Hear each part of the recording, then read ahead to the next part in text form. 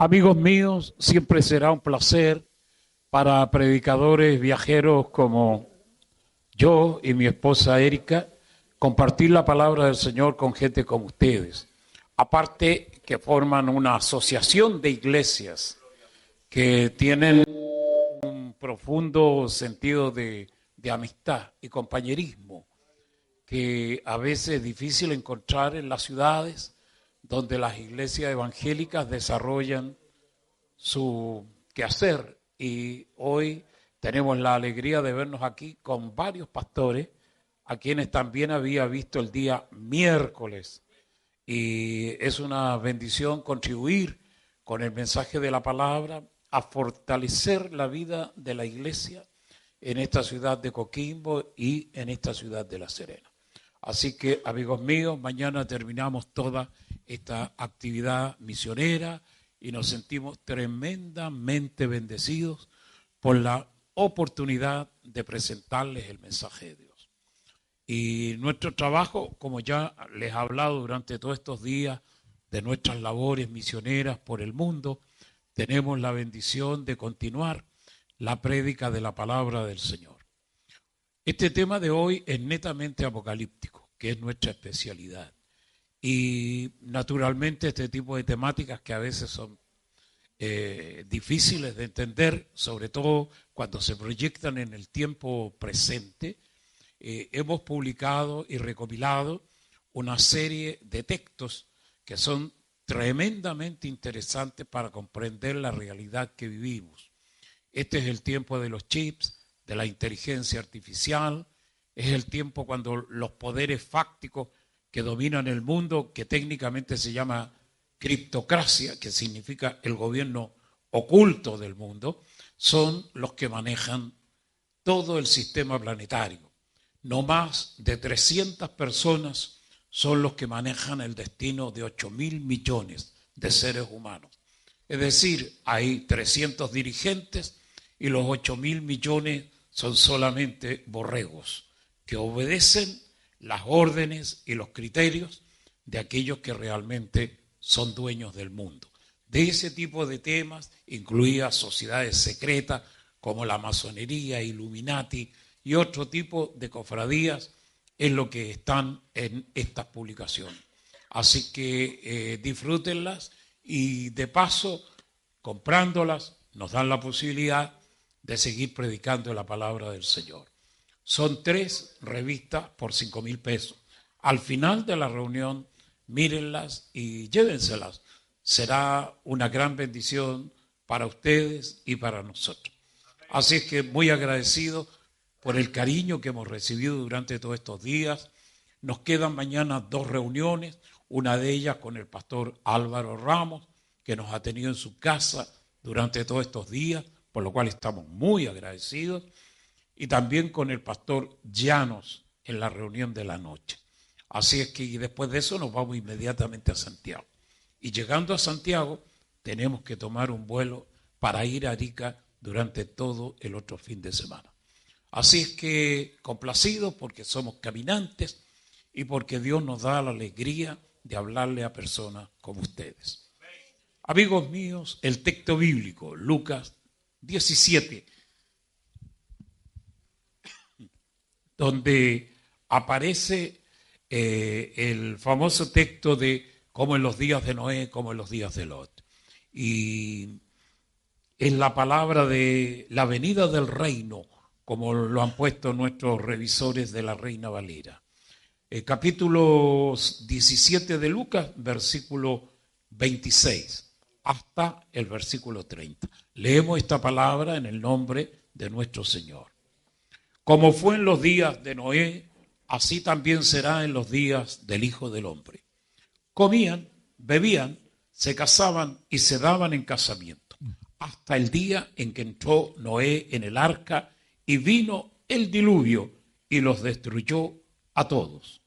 Asimismo, como sucedió en los días de Lot, comían, bebían, compraban, vendían, plantaban, edificaban, mas el día en que Lot salió de Sodoma, llovió del cielo fuego y azufre y los destruyó a todos. Versículo 30 remata diciendo, así será el día en que el Hijo del Hombre se manifieste.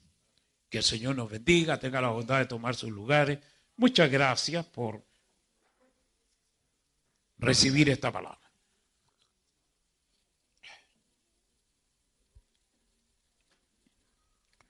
Uno de los más excelentes escritores que ha producido el mundo, sobre todo tratándose de que vivió en la Edad Media, Dante Alighieri, autor de la Divina Comedia, escribió entre el año 1304 al 1308, imagínate, hace 700 años atrás, esta obra monumental de la literatura universal.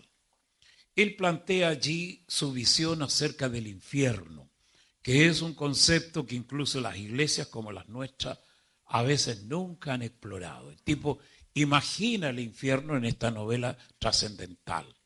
Y él dice que en el portal del infierno, en la puerta de acceso a ese mundo de oscuridades, hay una consigna que dice así: todos los que entráis por esta puerta, abandonad toda esperanza.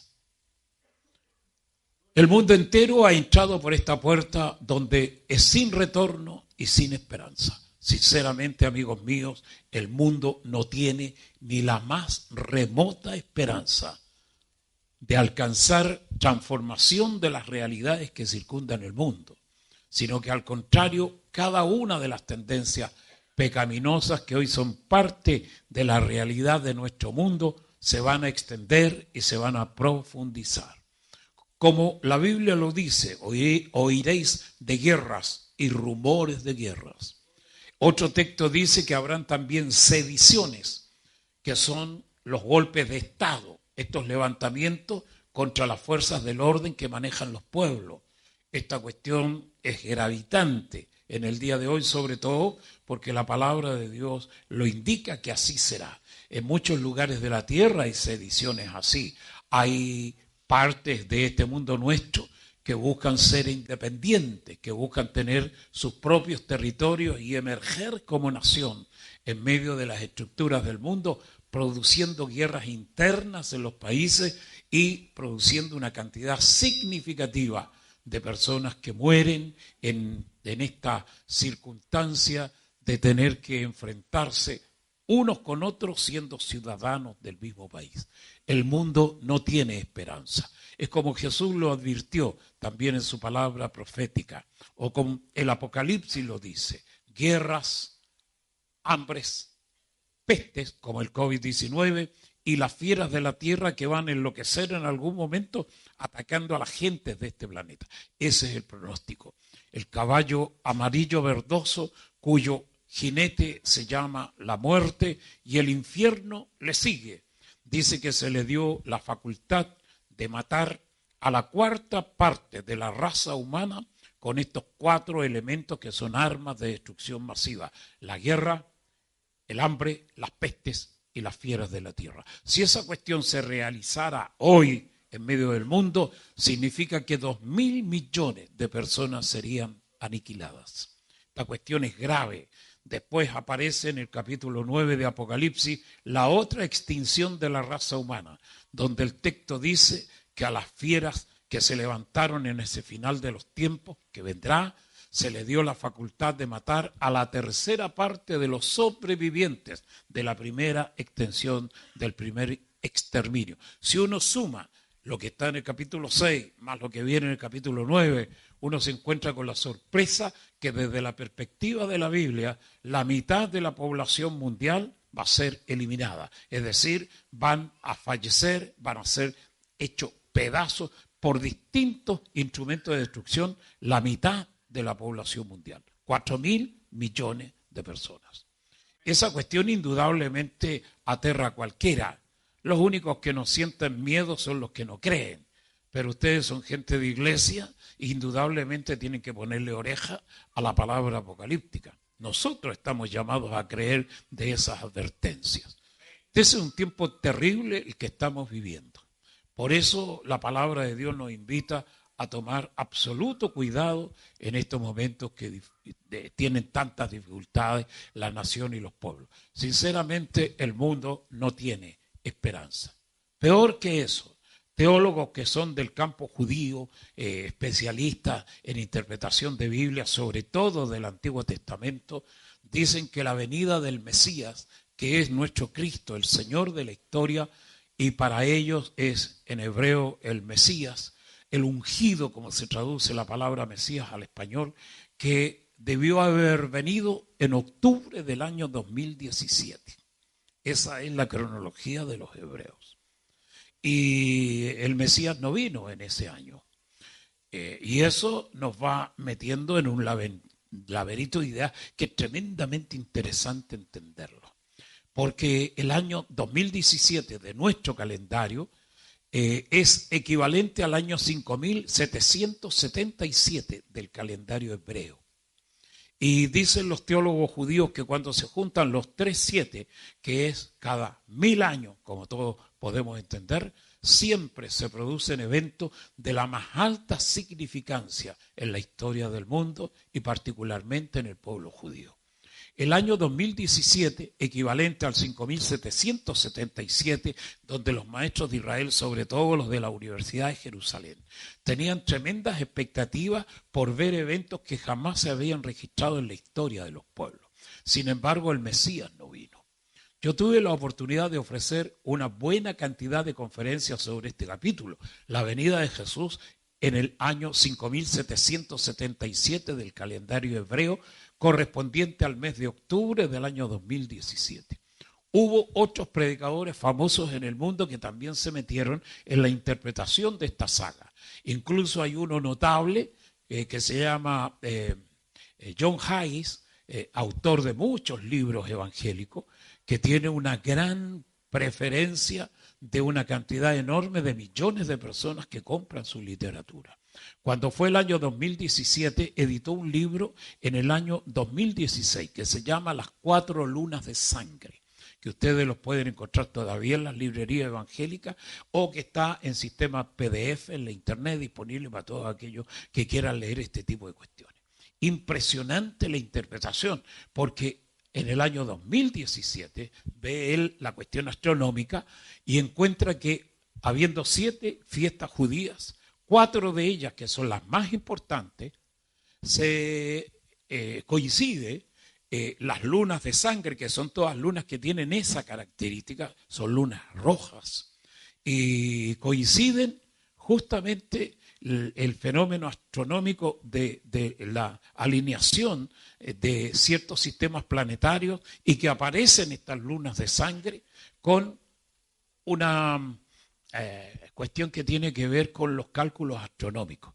Desde la perspectiva que él lo ve, dice que las lunas de sangre, que son las que realmente manejan los tiempos, coinciden con las 4 fiestas judías más importantes y que cuando eso ocurre en la historia es porque eventos significativos están ocurriendo en el mundo. Incluso él dice con mucha certeza de que cuando Cristo venga se van a dar de nuevo las alineaciones de la luna, del sol y las estrellas. Por eso que el texto evangélico habla que cuando Cristo aparezca en este sistema planetario, van a haber señales en el sol, en la luna y en las estrellas. La coincidencia de las 4 lunas de sangre es una señal determinante para establecer el día en que Cristo va a venir. Uno de los salmos característicos de nuestra Biblia señala que Dios puso a la luna como la evidencia, la fuerza que mide el tiempo, que mide los tiempos. No es el sol el que mide los tiempos, sino que son las lunas.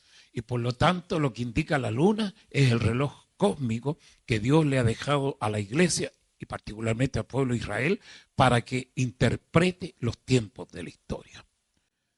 Así que el Señor no vino en la fecha que debió haber venido. Esa cuestión es real. El cálculo es efectivo y el cálculo es un cálculo exacto. La verdad es que la venida de Cristo se debió haber producido en octubre del año 2017 y no vino. Pero eso está explicado hace 2000 años en la Biblia misma. parábola de las 10 vírgenes que nosotros todos conocemos, Mateo 25. Dice que tardándose el esposo, todas las vírgenes, las 10, se juntaron, se pusieron dormilonas, entraron en el sopor de la desesperación, se durmieron todas cabeceando previamente. Y el esposo vino a la medianoche, que es cuando se oye el clamor que despertó a todas esas mujeres que simbolizan a las 10 iglesias que han existido en el tiempo histórico. Y de pronto el clamor: he aquí, el esposo viene, salid a recibirle. Ese momento en que Cristo venga es un momento que es futuro. No sabemos cuánto habrá de demorar, pero una cosa es exacta: el año 2017 es el punto de inflexión cuando Cristo debió haber venido. No sé cuánto tiempo habrá desde esa fecha, que han pasado ya 7 años, para que se verifique la aparición del Hijo del Hombre, lo que es esta cuestión relacionada con toda la cosa escatológica. Hablamos de la venida del reino, del advenimiento del reino, que son cuestiones muy significativas y tremendamente queridas por la iglesia. Y debió haber venido en ese año y no vino. Y hay otra palabra en el texto de las cartas a la iglesia de Tesalónica que dice que hay algo que detiene al anticristo, que se llama el catejón en el lenguaje clásico griego, que es más bien vocablo de tipo que está en el campo de la teología, no de los laicos de las iglesias, pero es uno de los capítulos más importantes en la cuestión escatológica.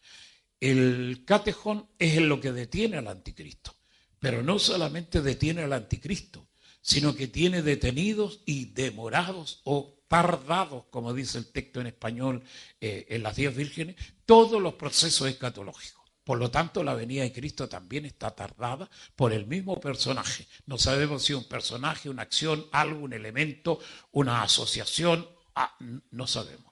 Pero el catejón es el obstáculo, lo que impide que el anticristo se manifieste. ¿Y por qué tan importante esta interpretación? Porque el texto bíblico dice Pablo que no se manifestará la venida de Cristo sin que aparezcan 2 señales que son determinantes antes de la venida de Cristo. En primer lugar, la apostasía, y después la manifestación del hombre de pecado. Si no se dan esos 2 eventos, la venida de Cristo está demorada. Y esa es la interpretación del texto. La venida de Cristo definitivamente está demorada. Con toda certeza no viene mañana. Así que por lo menos duerman tranquilos esta noche.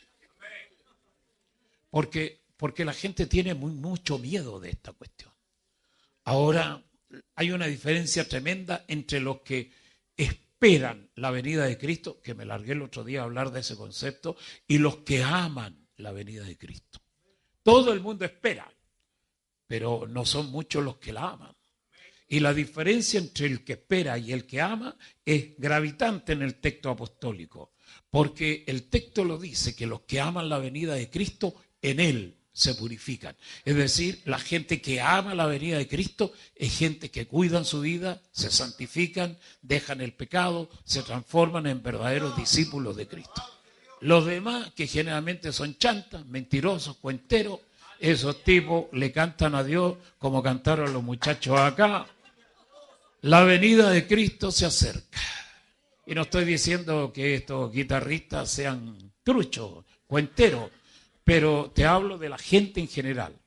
Porque es como dice la Biblia, por su fruto los conoceréis. Es fácil cantarle a Dios sobre muchos eventos escatológicos, pero otra cosa muy distinta es vivir para experimentar los grandes eventos del final de los tiempos. Por eso la gente que se consagra a Dios no tiene miedo de la venida de Cristo. Al contrario, la aman. Y le dicen cada día, al Dios eterno, al Padre, como Jesús lo dijo, acerca de la famosa oración del Padre nuestro: que venga tu reino, que sea hecha tu voluntad. Padre nuestro que estás en los cielos, santificado sea tu nombre, que venga tu reino. Cuando la gente dice esa frase, está acercando el reino de Dios a la historia, al cronos de nuestro tiempo. Amén. Qué bueno, ¿eh? La venida de Cristo. La venida de Cristo, lo que llevamos en nuestros corazones con la mayor expectativa. El día en que vivimos es tremendamente peligroso. Yo leí una cantidad enorme de comentarios sobre esto de la venida de Cristo. Y he encontrado tipos que pronosticaron, por ejemplo, que el año 1988 era el año en que Jesús venía. Siempre los escatólogos han cifrado el mes de octubre como el mes en que Jesús habría de volver. ¿Por qué? Porque el calendario judío comienza exactamente el día 14 de septiembre. Como el mes no está entero en nuestro calendario, sino que el mes entero es el mes de octubre, creen que realmente ese será el mes de la venida de Cristo. Así le hacemos caso a esos locos, por lo menos sabemos el mes en que vendrá. Así que tenés que sentirte tranquilo hasta el 30 de septiembre. Después de ahí tenés que preocuparte hasta el 31 de octubre, que es el Día Nacional de las Iglesias Evangélicas. Y cuando llega noviembre, quédate tranquilo porque el día y el mes de la venida de Cristo debe ser en el mes de octubre. Esas cuestiones son muy significativas. La verdad es que no estoy diciendo que sea así, pero trato de agregarte algo de las cosas que dicen teólogos realmente extraordinarios. Acabo de leer hace pocos días atrás que un predicador que vive en la ciudad de La Paz, en Bolivia, que tiene una tremenda iglesia cuyo perfil más grave siempre es la cuestión escatológica, ha escrito libros extraordinarios y publicado cuestiones sobre la venida de Cristo que realmente son espectaculares. Ricardo Claur. Él es un teólogo de un gran nivel. Y hay miles de personas que lo siguen en sus discursos y tiene iglesias esparcidas por varios países de América Latina. Y en Chile también, en Santiago, tiene una sucursal. Tiene gente que lo siguen porque los criterios que maneja son espectaculares, tremendamente inteligentes. Yo he leído varios de sus capítulos, de sus libros, y que son realmente impresionantes. Una sabiduría espectacular y una visión acerca del fin de los tiempos que realmente te educa y te cultiva el alma. Él predice de que Jesús va a venir en el mes de octubre del año 2025. Queda un año para saber si el tipo se equivoca o tiene razón. Los seguidores, que son muchos en su léxico y en su discurso, seguramente deben estar tragando saliva porque a esos locos no les queda más que un año nomás. Y hay otros predictores como el inolvidable Ronald Megiddo, que es uno de los mejores teólogos contemporáneos. Él reside en Europa, en España, ha escrito una cantidad de artículos que miles y miles de personas siguen, sobre todo los que publica en YouTube, que son capítulos apasionantes sobre una diversidad de temas y particularmente estas cuestiones ocultas que tiene la historia de este mundo con respecto a Cristo. Él predice que la venida de Cristo se ejecutará, y esta es la coincidencia, en octubre del año 2033. ¿Por qué el tipo saca esos cálculos? Yo me he leído todas las historias que ha publicado. Y dice que la palabra de Cristo, más bien en el Antiguo Testamento, tiene una expresión que es realmente interesante. Capítulo 6 de Génesis, cuando Dios ve el comienzo de la historia de Noé, dice que los días del hombre sobre la tierra serán 120 años. Y le da las indicaciones al bendito Noé para que construya un barco gigantesco, lo que nosotros conocemos con el nombre de el arca de Noé. El hombre agarra los 120 años y los multiplica por 50. Y según el cálculo que él hace, que te da 6.000 años, dice que esa es la edad que dura el mundo y por lo tanto cuando termine esa edad, indudablemente viene el colapso y el fin de los tiempos.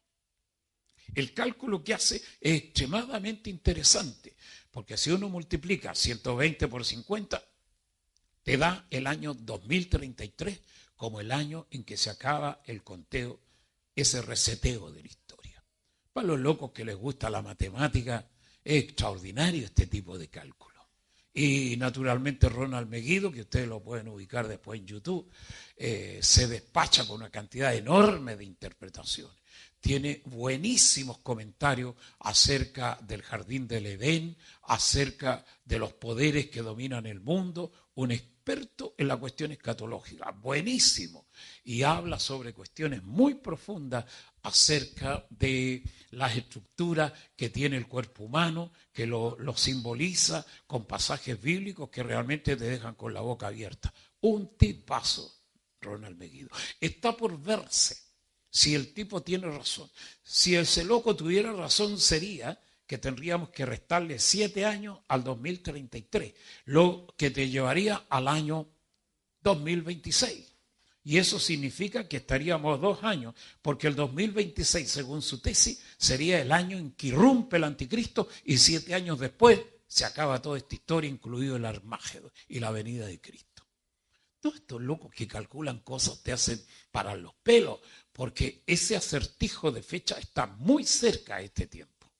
Y lógicamente no sabemos si tendrá razón o no, pero nos vamos a dar cuenta si eso es cierto cuando llegue el año 2026, porque esa cuestión es determinante. La Biblia establece que hay un tiempo previo a la venida de Cristo que comienza justo con el reinado del anticristo y unos periodos enigmáticos, entre ellos la gran tribulación, que es toda una cuestión muy difícil de establecer y que rebasa mis capacidades de intérprete de la Escritura, porque esa cuestión es teología pura. Y lo mío es más bien profetismo histórico. Pero me interesa lo que dice este tipo de gente.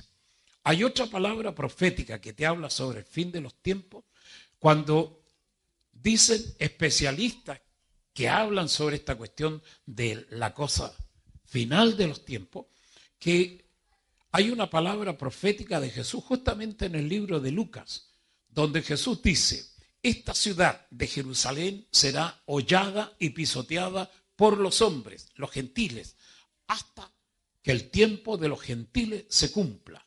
El apóstol Pablo usa una expresión: entrará la plenitud de los gentiles. Eso significa que cuando entra esa plenitud de los gentiles o el tiempo de los gentiles, en la palabra de Jesús, se acaba la salvación para los gentiles. Y eso ocurrió porque es la única profecía que tiene fecha real, certera, es el día 6 de junio del año 1967. Ese día, después de 2500 años que la ciudad de Jerusalén estuvo en manos de las fuerzas hostiles al pueblo de Dios, entre ellos el rey de Babilonia, con toda esta cuestión del imperio babilónico, Nabucodonosor a la cabeza, invadieron Jerusalén año 586 a.C., mataron decenas de miles de personas en Jerusalén, destruyeron el templo, la casa del rey, hicieron pedazos a todas las edificaciones notables de Jerusalén y se llevaron cautivos a miles de personas a la ciudad de Babilonia. Ese desastre, que es el más importante en la historia de Jerusalén, se repite después en el año 70 de la era cristiana con una nueva destrucción que sufre Jerusalén a manos de los romanos. Pero el conteo se hace desde el año 586 a.C.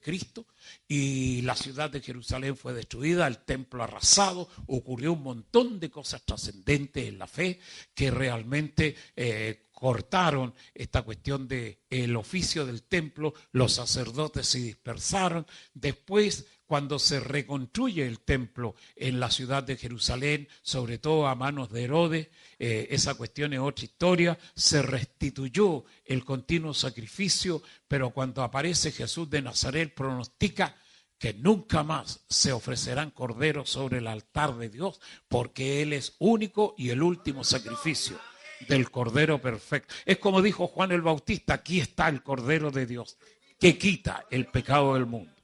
¡Qué bueno! Y en el año 70 aparecen los romanos destruyendo todo vestigio del templo de Jerusalén y que hasta el día de hoy ha permanecido inactivo, esperando, según muchos escatólogos judíos, que se reconstruya el templo de Jerusalén en un tiempo futuro. Amigos míos, el año 1967 retornó el día 6 de junio del año 1967, la ciudad de Jerusalén es recuperada para el Estado de Israel, llamándola la capital única e indivisible del Estado judío. A la ciudad de Jerusalén la recobraron las fuerzas de defensa de Israel, que son los ejércitos de Israel que maneja ese gran país. Se peleó con 100 millones de enemigos que estaban todos alrededor de Israel, entre ellos los egipcios, que eran el más poderoso de todos los ejércitos hostiles en el año 1967. Estaba la gente del Líbano, estaban los sirios, que tenían también un poderoso ejército, las naciones persas, que son Irán e Irak, y todos los demás que estaban en la zona sur y en ciertos puntos del norte de África. 100 millones contra 3 millones del Estado judío. Fue una guerra aplastante, la guerra de los 6 días. Todos nosotros los evangélicos deberíamos conocerla. Es la batalla más icónica de los tiempos modernos y es la más importante, que marcó un antes y un después en la historia de Israel y también en nuestra historia. Entonces, los teólogos que calculan a partir de esta fecha la venida del Hijo del Hombre te establecen cuestiones que son realmente interesantes y te dicen que en el año 2017, el 2017, donde estos otros hablan de que se debió haber producido la venida de Cristo, pasan exactamente 50 años, que es un jubileo. Y entonces, porque el número es muy especial, hay gente que te hablan de que realmente Jesús debió haber venido efectivamente el año 2017, que es cuando se celebran los 50 años de que Israel recupera la ciudad de Jerusalén como la capital única e indivisible del Estado de Israel. Toda esa cuestión es fantástica porque es historia pura, son evidencias, son hechos comprobables, y por eso algunos van situando el futuro de la historia a partir de ese cálculo en números reales, del cronos, de nuestra agenda humana, para predecir eventos hacia el final de la historia. Yo no tengo ninguna posibilidad de predecir con una precisión así absolutamente exacta lo que puede pasar en los años próximos, pero se han cumplido los 50 años de este tipo de cosas. Y hay otros que entonces la fecha la proyectan a episodios futuros. El Estado de Israel fue fundado en el 14 de mayo del año 1948. Esa cuestión es historia pura. Y por eso en el año 1988, cuando se cumplían 40 años de este evento, de que Israel es declarado Estado por las Naciones Unidas, y hay una cantidad enorme de países que firmaron a favor y otros que firmaron en contra. Chile firmó a favor de la creación del Estado de Israel. En cambio, Argentina votó en contra. Así les va a los locos también.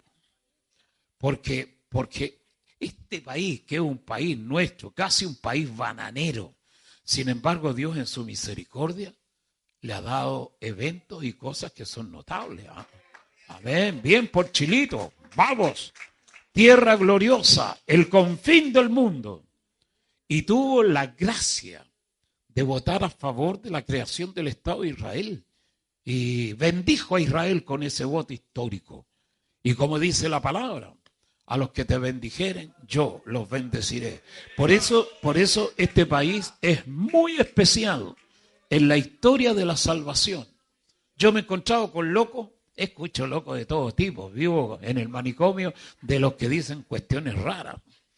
Dicen que cuando Cristo venga va a entrar por el sur, por la Antártida, y que va a entrar por la capa de ozono que está destruida. Y que esa es la razón por la que existe la capa de ozono con ese enorme agujero. Vos decís, estos tipos están chiflados. Pero hay una cosa curiosa con la capa de ozono. Resulta que la capa de ozono se produce con las naciones más contaminantes de la Tierra. Y la capa de ozono no está destruida ni sobre los chinos, ni sobre Rusia, ni sobre la India, ni el famoso G7, que son los países más progresistas del mundo y que tienen las industrias más contaminantes de la Tierra, como el caso de Estados Unidos de América. El cielo está intacto. Y resulta que el famoso agujero de la capa de ozono está en la Antártida, a los pies de Chile y Argentina. La gente siempre se pregunta por qué. Ahora, si yo les diera la respuesta a eso, Como decimos siempre, Álvaro, eso tiene 8 precios. No te puedo dar esos secretos así gratis. Porque solo los pájaros catan gratis. Sí, pues, sí. Por eso lean las literaturas que están publicadas allá, muchachos.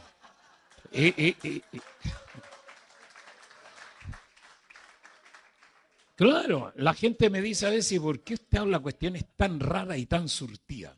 Porque me paso la vida devorando libros, leyendo artículos de todo tipo que publican diarios muy importantes en el mundo y sobre todo de habla hispana, como el diario El País, que son todos de España, el ABC, La Vanguardia, El Mundo, y otras publicaciones españolas, las publicaciones de Italia, sobre todo La República.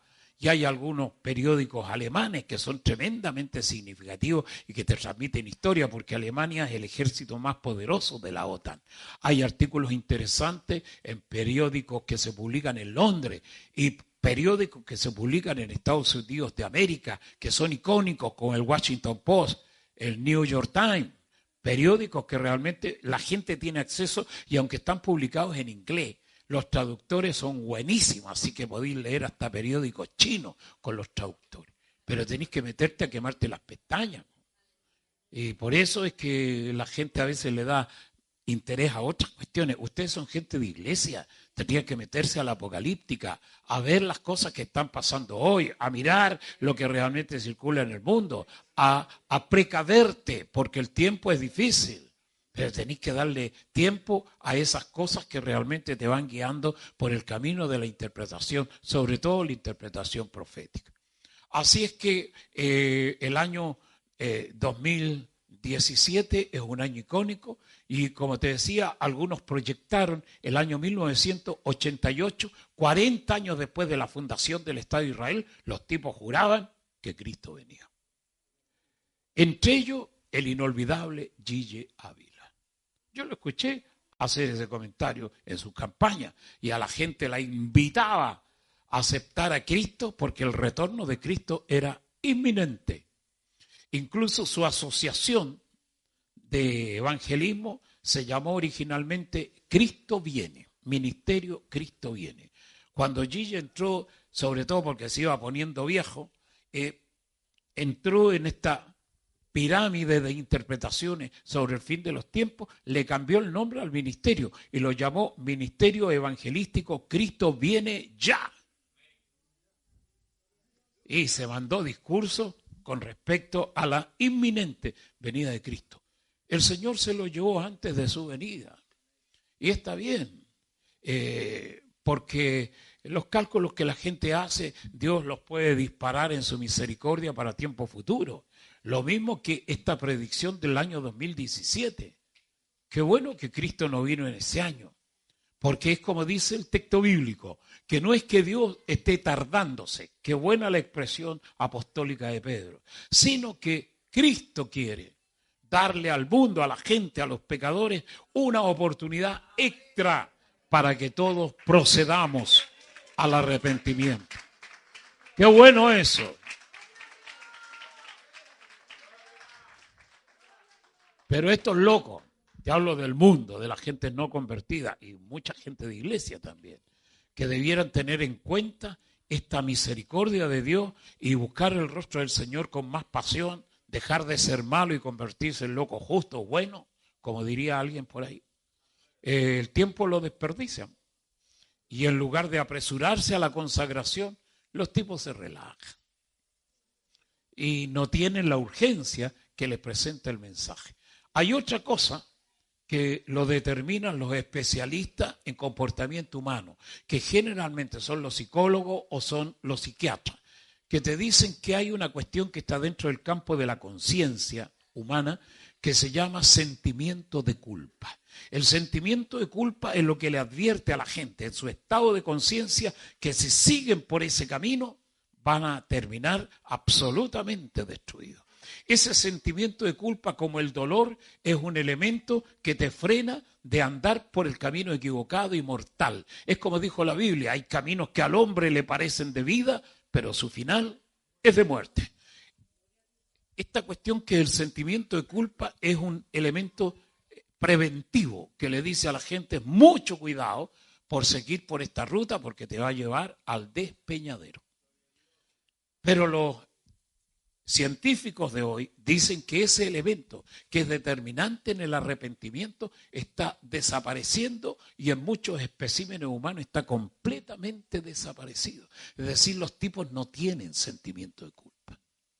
Y por lo tanto, por eso son asesinos a los 12 años, a los 14 son capaces de matar a la abuela y al papá de sus propios hermanos, que sería su padre. No tienen miedo en matar a su madre, en hacer destrozos y despedazar el mundo, porque los tipos no tienen sentimiento de culpa. Y a todos los locos que no tienen sentimiento de culpa es imposible el arrepentimiento, y si los tipos no se arrepienten, menos se van a convertir, y las personas que ni se arrepienten ni se convierten están condenados, esos locos.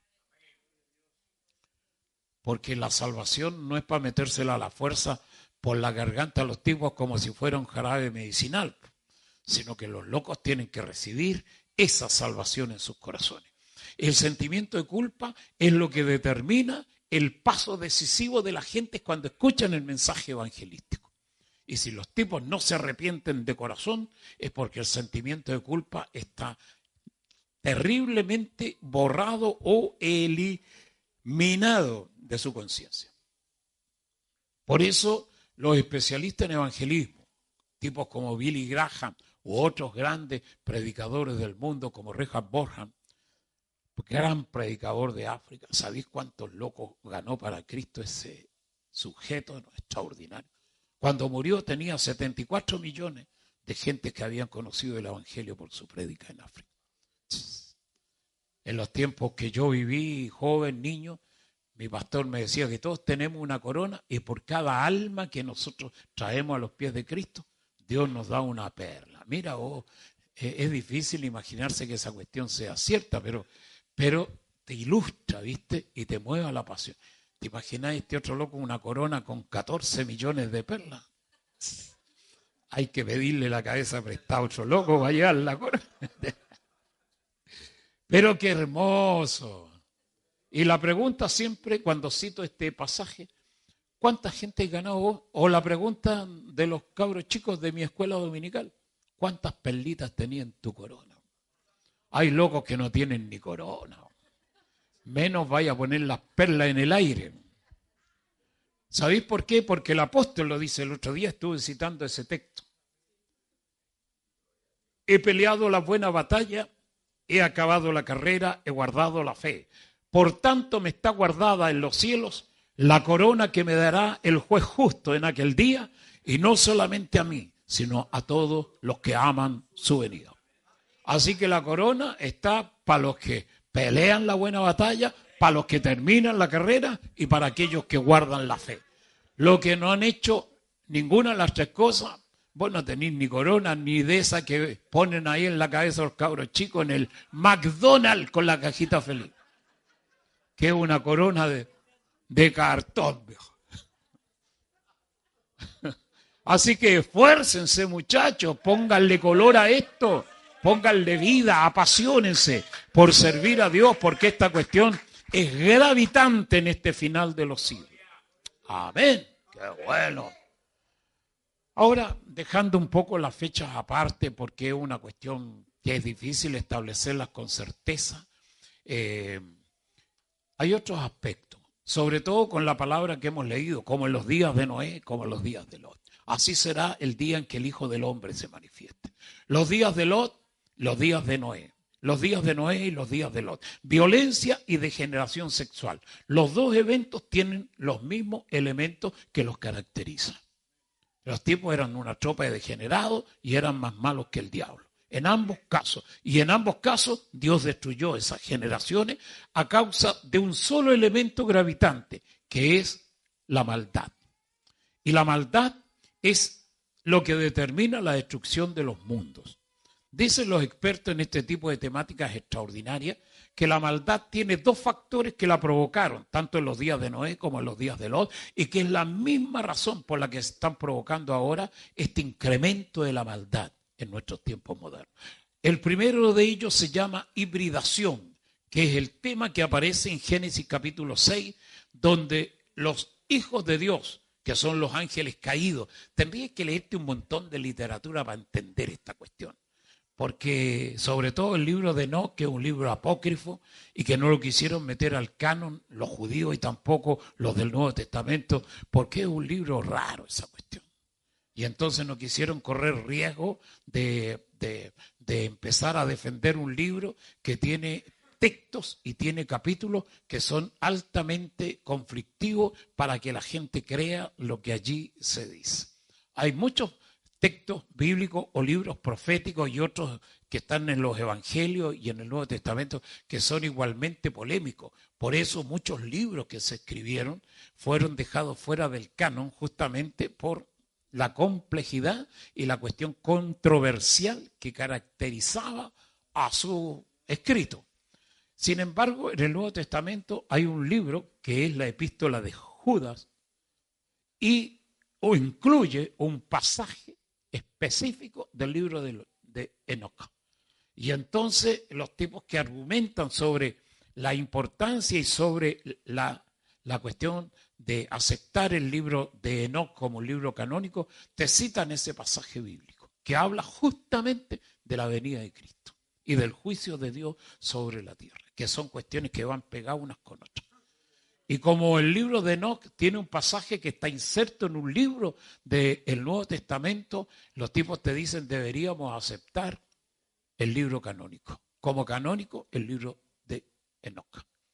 Claro, y es una cuestión compleja, porque también cuando se hizo el canon del Nuevo Testamento, que se aprobó en algunos concilios que en ese momento eran católicos completamente, se estableció que el libro de San Judas no se cuestionó mucho incorporarlo al Nuevo Testamento, justamente por el pasaje que tiene del libro de Enoc. Porque los tipos dicen, si aceptamos un fragmento del libro, significa que todo el libro debería ser canónico. Y ahí los teólogos y los locos que hacen las Biblias se agarraron a los cabezazos. Pero la epístola de San Judas quedó en el Nuevo Testamento. Por eso es muy importante el libro de Enoc. Y aunque sea muy controversial, tenerlo como referente para la interpretación es realmente interesantísimo. Y en el libro de Enoc se habla sobre los tiempos de Noé, degeneración total, los ángeles caídos que se juntaron con hembras humanas y que dieron a luz los Nefilim, que son un elemento híbrido, parte ángeles y parte humanos, que degeneraron la raza y que a través del avance de los tiempos terminaron en la maldad absoluta. Porque la mezcla de razas siempre degenera la estirpe. Por eso Dios le dijo a sus muchachos hebreos, en ese caso israelitas, nunca se casen con mujeres que no sean de este pueblo. Porque la raza, la mezcla de raza, la cuestión genética asociada con otras razas siempre termina en la perversión. Hay que tener cuidado con esa cuestión. Como dice el apóstol en ese mensaje impresionante de sus cartas, no se unan en yugo desigual con los incrédulos, porque esa cuestión produce una hibridación, produce una mezcla genética que siempre deriva en la maldad de la gente. Así que la hibridación es un capítulo importante, y el otro capítulo importante por el que la maldad se origina en el mundo es por el cambio climático. Tanto la hibridación, que es la mezcla de raza o mezcla con elementos que no son humanos, se está dando en el día de hoy.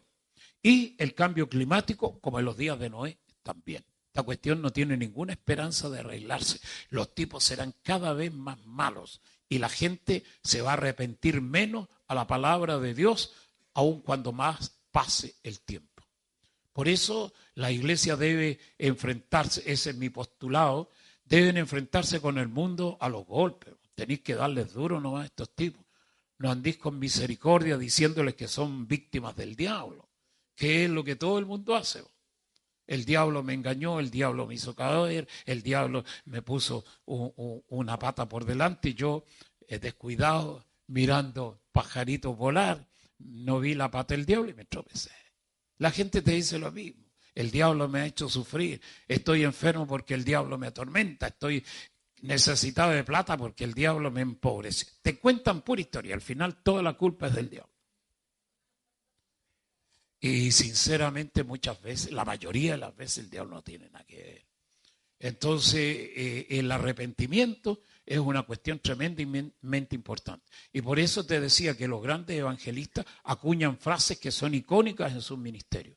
Y los tipos dicen que la única evidencia de un arrepentimiento sincero y la única evidencia de una conversión genuina se llama cambio. Si no hay cambio en estas sabandijas, no hay nada de nada. Vos podéis tener cabezas con pelo, sin pelo, de colores blancos, negros, rubios, pintados, aún de color verde y rojo, o de color morado como una conductora de televisión. No importa cuánta gente tengáis. Si los tipos no tienen evidencia de arrepentimiento y conversión, no tenemos nada de nada en la gente. Pasto para el infierno. Aunque es mejor tener 1000 locos adentro de un templo que 4 gatos locos dentro de la casa de Dios. Porque indudablemente, como dicen algunas personas que yo conozco, poco, pero bueno. Un amigo mío que es muy compañero de hacer humor negro, dice: si fuéramos buenos, no seríamos pocos. Somos pocos porque somos malos. Esa cuestión también debería ser impactante para los pastores que tienen poca gente. Tipo se conforma, lo que Dios traiga. Pero no es lo que Dios trae, vos tenés que salir a buscarlo. Somos pescadores de hombres. Es como ponerse a la orilla de la playa aquí de La Serena, Coquimbo, con un canasto panadero más grande que este púlpito, de rodillas al lado de la playa, pidiéndole: Señor, permite que los pescados salten adentro del canasto después de mi oración, por la multiplicación de los panes y los peces y por la pesca milagrosa. ¿Qué diría Dios? Te mira del cielo. Oye, vos sois flor de vago. Agarra el bote, agarra los remos, agarra la red y ándate para dentro del mar. ¿Qué has ido orando para que los pescados salten? Lo mismo pasa con gente de iglesia, pastores. Yo los escucho a veces orar. Creen que Dios no se conoce en la ciudad de La Serena ni de Coquimbo. Entonces, igual que el Waze o que el GPS, le dicen a Dios: Señor, allí en la esquina de la calle 1 con la calle 4, hay el hospital de la ciudad.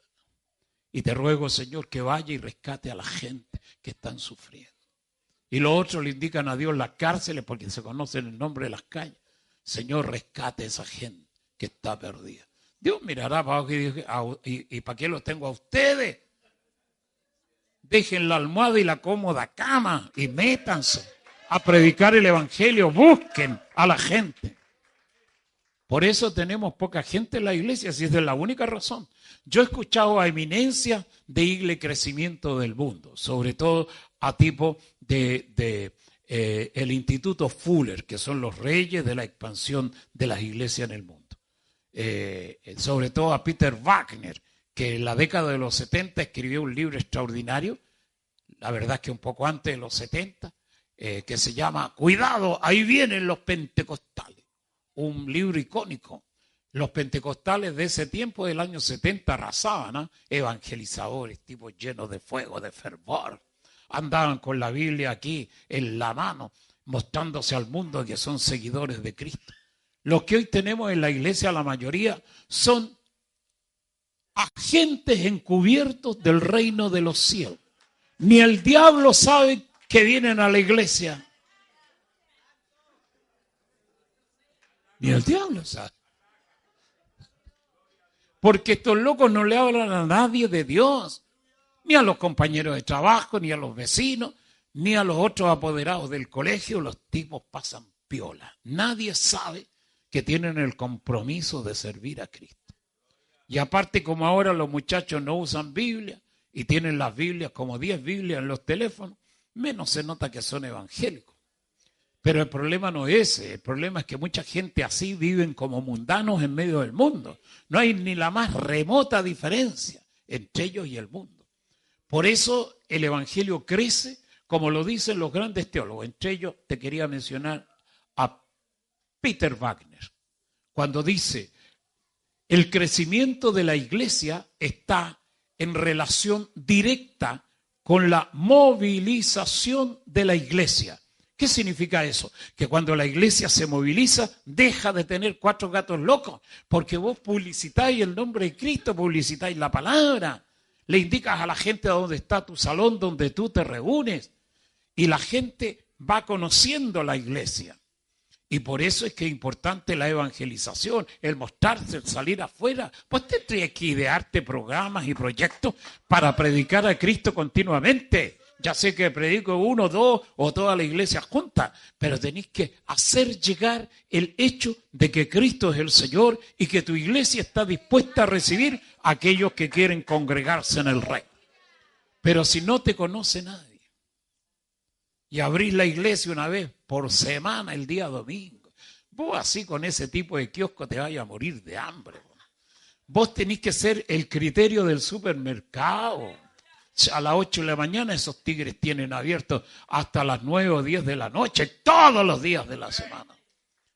Yo sueño con ver algún día la primera iglesia en este país, en Chile, que sea capaz de abrir la iglesia todo el día, desde las 9 de la mañana hasta las 9 de la noche, todos los días.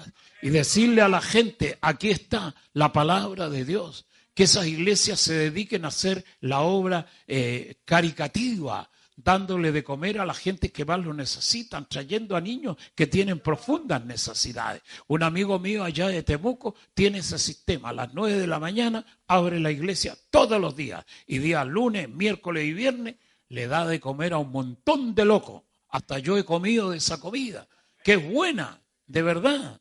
Y ese día que fui, habían como 200 tipos haciendo fila afuera de la puerta de la iglesia. Les dan unas bandejas así de Plumavit con un pan y generalmente una fruta a modo de postre. Y los muchachos tienen que conseguirse los tenedores, porque si se los prestáis los de metal, esas cuestiones, todos los días tendréis que comprar. Porque los locos no devuelven ni una cuestión. Entonces, pero ha conquistado gente. La gente viene, en la iglesia se publicita, las autoridades han conocido de ese trabajo que es tremendamente social, de profundo impacto. El intendente, el alcalde de la ciudad de Temuco conoce el trabajo de esa iglesia y se hacen amigos con las personas y le ofrecen más ayuda al pastor. Y la gente de mundo a mundo ponen plata y ponen alimento para que el loco siga haciendo una olla más grande. Y un montón de gente, yo predico con frecuencia justo con la pastora Erika en esa iglesia. Bueno, podéis tener un templo que solamente lo usáis una vez a la semana y 2 horas a la semana. Esa cuestión es un pésimo negocio. Imagínate un tipo que tenga un kiosco de estos que hay por los barrios y que el loco abra solamente un día a la semana. Según él, el día sábado para contradecirle a los adventistas. Y te ponía a vender, vos no tenés futuro con ese horario. La venida de Cristo está cerca, el evangelismo es urgente. Y las iglesias deberían tener planes para que los templos se abran. He conocido iglesias como los pares de sufrir. La iglesia universal, ¿sabéis lo que hacen esos nenes? Abren las iglesias todos los días. Y tienen generalmente a 1 o 2 líderes que se encargan de atender a la gente que vienen a orar. Están abiertas las iglesias para todo el que quiera venir a orar. La doctrina de ellos es una doctrina muy particular, aunque originalmente fueron evangélicos, ahora están a medio camino entre la iglesia evangélica y los muchachos que tienen otras prácticas que están a veces reñidas con la moral del evangelio. Pero ganan gente. En Brasil con ese sistema creo que tienen como 15 millones de locos congregados en sus congregaciones. Y los otros mirando cómo estos crecen y lamentándose que hay poca gente. Tenés que idearte método, tienes que trabajar Y esa cuestión, los primeros que tienen que calentarse el alma con esta visión son los líderes, por los pastores, porque el pastor es locomotora. Y la locomotora tiene que tener dos características: potencia de arrastre y tiene que tener velocidad de fuga. La potencia de arrastre es agarrar a todos los carros que están para atrás de la locomotora y jalarlos, como dice el peruano, para adelante. ¿Y sabéis cómo se llaman esos elementos que no son la locomotora? Se llaman vagones. ¿Y sabéis por qué se llaman vagones? Porque son vagos. Entonces la misma cuestión con la gente de iglesia, esos locos son puros vagones nomás. Pero vos y el pastor tenéis que engancharlos y jalarlos, tirarlos para adelante y tener una velocidad de fuga. O sea, la locomotora tiene que tener una velocidad de marcha. Vos no podías andar a la velocidad de un caracol.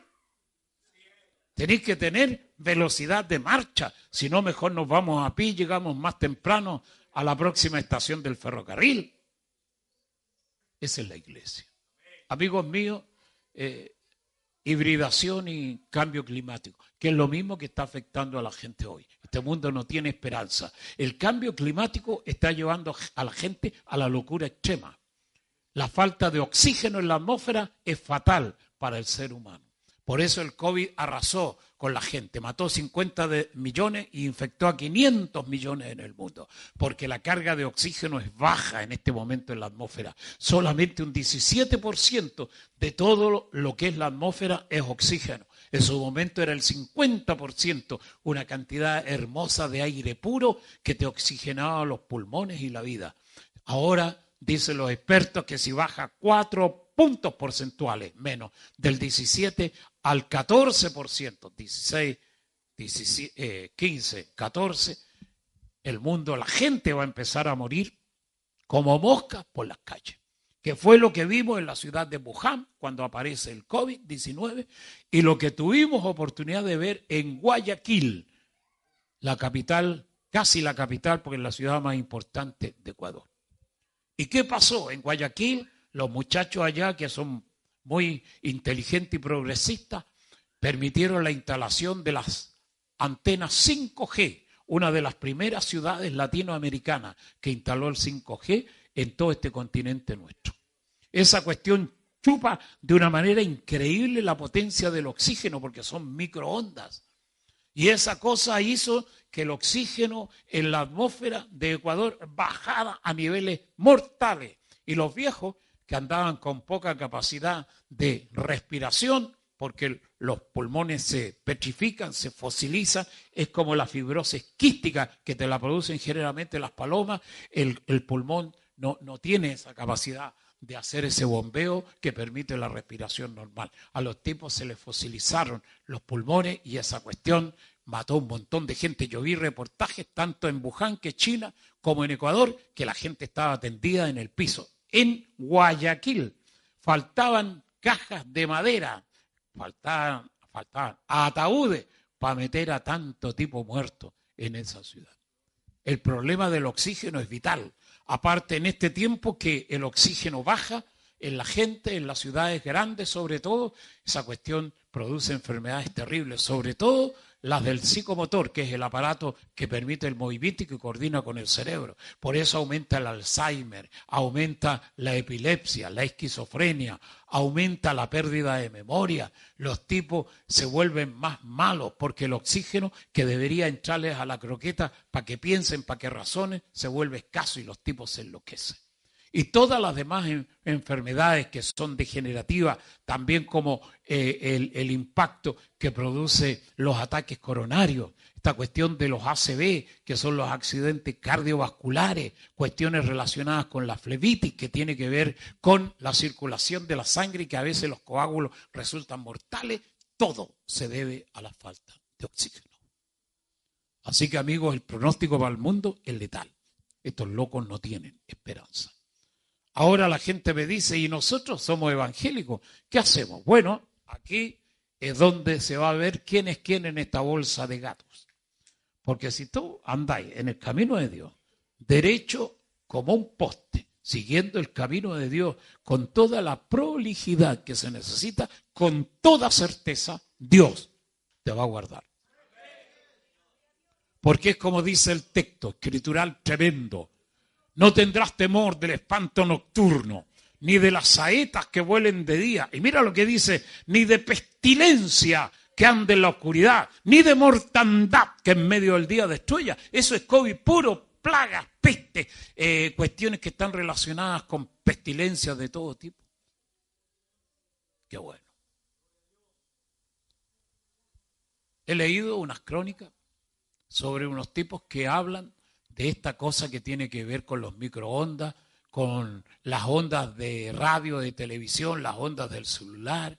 Por eso algunos escuchando estas cuestiones hablan de lejos con el celular, para no metérselo cerca de la croqueta, pero igual los agarra. Otros usan audífonos, pretendiendo que de esa manera se les va a acabar el problema. Pero los celulares, generalmente a 1 metro de distancia, todavía las ondas que emiten pueden ser mortales y dañinas terriblemente para el cerebro de las personas.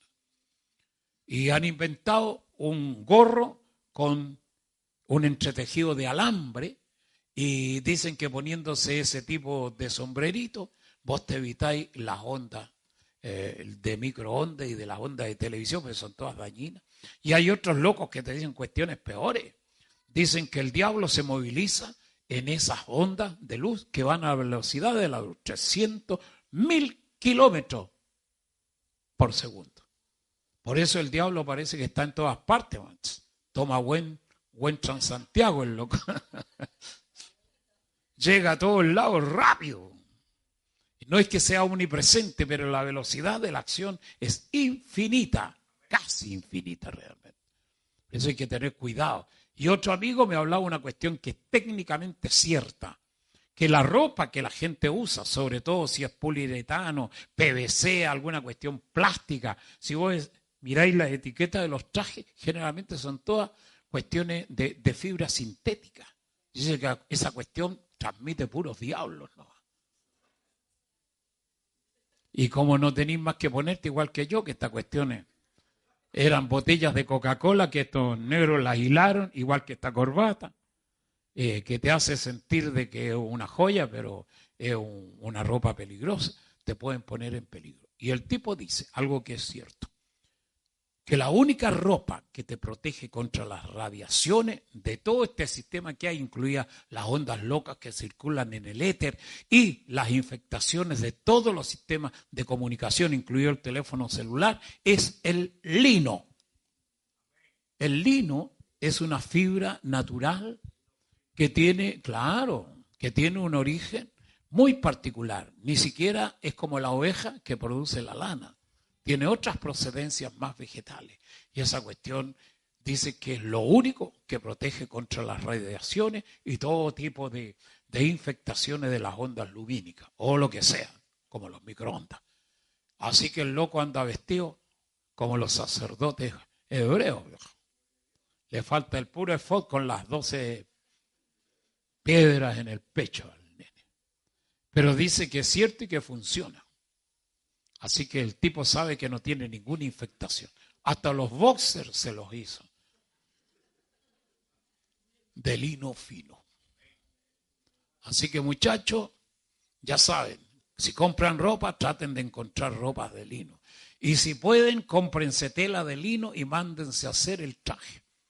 Porque esa cuestión los va a proteger. Por eso la Biblia te habla de las ropas de sacerdote. Cuando los tipos oficiaban en el templo, se manejaban siempre cerca del arca. Y aunque estaba en el lugar santísimo el arca, y ellos operaban en el lugar santo, que es anterior a ese nivel, y estaban en la zona del templo, las radiaciones impactaban porque tenían una fuerza impresionante, las emanaciones de radiaciones del arca. Y ellos eran los tipos que estaban protegidos. Así que muchachos, métanle. Y como alguien citó acá, Apocalipsis, las ropas de lino fino, que son las vestiduras gloriosas, sagradas y más santas que puede tener la gente que adoran a Dios. Así que amigos, terminamos porque ya tenemos las 9:15, nos hemos pasado 2 minutos pentecostales.